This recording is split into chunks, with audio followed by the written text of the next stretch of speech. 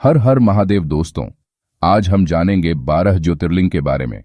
पुराणों के अनुसार भगवान शिव ने एक अंतहीन प्रकाश के स्तंभ के रूप में संसार को भेद दिया, जिसे ज्योतिर्लिंग कहा जाता है। और भारत में 12 ज्योतिर्लिंग स्थल हैं जो भगवान शिव के विभिन्न रूपों और चमत्कारों को दर्शाती है। हम जानेंगे उन 12 ज्योतिर्लिंगों की सूची और उनके पीछे की कहानी। सबसे पहला आता है गुजरात में स्थित सोमनाथ महादेव का ज्योतिर्लिंग। इस ज्योतिर्लिंग को 12 ज्योतिर्लिंगों में सबसे पहला ज्योतिर्लिंग माना जाता है।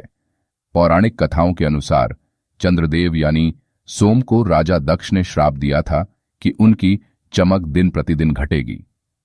इस श्राप से मुक्ति पाने के लिए चंद्रदेव ने भगवान शिव की तपस्या की, जिससे प्रसन्न होकर शिव ने उन्हें श्राप से मुक्ति दिलाई और यहां ज्योतिर्लिंग के रूप में स्थापित हो गए।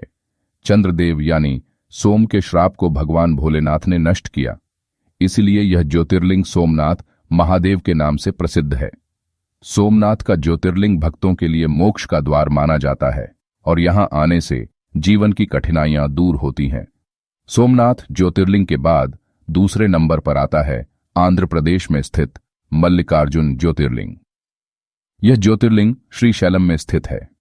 कथा के अनुसार भगवान कार्तिकेय ने नाराज होकर पर्वत पर निवास किया, तो भगवान शिव और माता पार्वती उनसे मिलने यहां आए और ज्योतिर्लिंग के रूप में स्थापित हो गए। मल्लिकार्जुन ज्योतिर्लिंग को एकता और परिवार के महत्व का प्रतीक माना जाता है। यहां दर्शन करने से परिवार में सुख शांति आती है। मल्लिकार्जुन ज्योतिर्लिंग के बाद तीसरे नंबर पर आता है मध्य प्रदेश में स्थित महाकालेश्वर ज्योतिर्लिंग। उज्जैन का यह ज्योतिर्लिंग महाकाल के रूप में प्रसिद्ध है।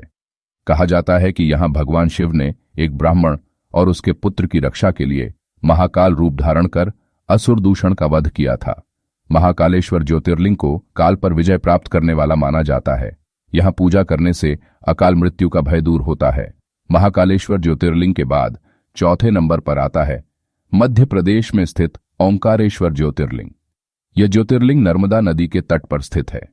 कहा जाता है कि यहां पर देवी पार्वती ने भगवान शिव की तपस्या की थी और उन्हें ओंकारेश्वर ज्योतिर्लिंग के रूप में स्थापित किया।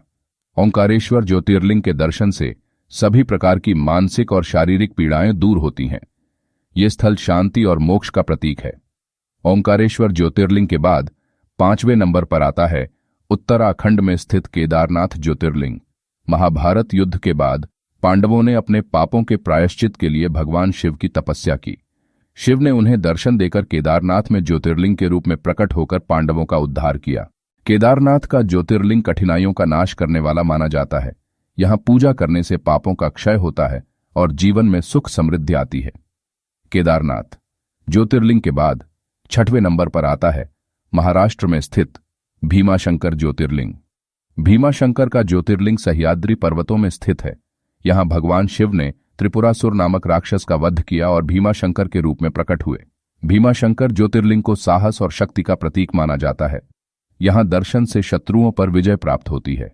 भीमाशंकर ज्योतिर्लिंग के बाद 7वें नंबर पर आता है उत्तर प्रदेश में स्थित काशी विश्वनाथ ज्योतिर्लिंग। काशी का यह ज्योतिर्लिंग शिव की परम कृपा का स्थल है। कहा जाता है कि यहां मृत्यु प्राप्त करने वाला व्यक्ति सीधे मोक्ष प्राप्त करता है। यहां भगवान शिव ने भगवान विष्णु के अनुरोध पर काशी को अपने त्रिशूल पर स्थापित किया था। काशी विश्वनाथ ज्योतिर्लिंग को मोक्षदायिनी का दर्जा प्राप्त है। यहां दर्शन करने से जीवन मरण के बंधनों से मुक्ति मिलती है। काशी विश्वनाथ ज्योतिर्लिंग के बाद 8वें नंबर पर आता है महाराष्ट्र में स्थित त्र्यंबकेश्वर ज्योतिर्लिंग। गोदावरी नदी के उद्गम स्थल के पास स्थित त्र्यंबकेश्वर का ज्योतिर्लिंग भगवान शिव, ब्रह्मा और विष्णु की एकता का प्रतीक है। कहा जाता है कि यहां गौतम ऋषि ने भगवान शिव की तपस्या की थी और उन्हें यहां त्र्यंबक रूप में ज्योतिर्लिंग के रूप में प्रकट किया।